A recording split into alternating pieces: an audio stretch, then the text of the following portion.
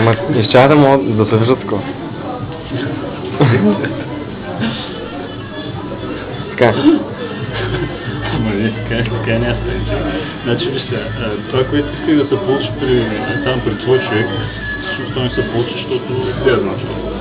Значи гледай сега, примерно, не. Идеята е да взема произволен брой карти. Значи, ако взема произволен брой карти, без значение колко са, примерно, взимам един произволен брой карти и ти я слагаш тук. Така. Гледай, виждаш? Много просто става, виж, слагаме тук. Сега даваш така ръката. Можеш да снимаш, да гледаш как карти изкачат отгоре и така нататък. Значи идеята е следната. Виж, десятка, гледай. Да. Виж, какво правя, виж. Ние връщаме. Гледай внимателно. Виж, бутаме десятката, тръсвам. Виж как тръсвам, гледам забавен кадър, да ще насам. Тръсвам. Десятката изчезва, човек. Появява се друга карта, виж, гледай другата карта, виж какво става с нея, виж.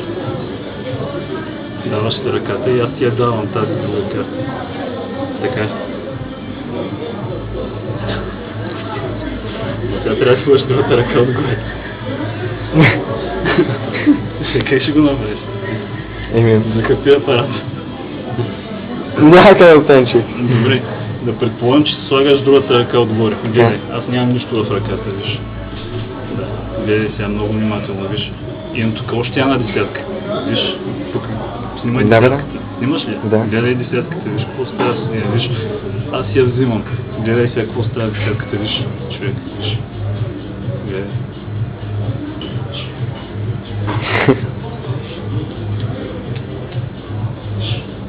Виж сега тук какво държиш.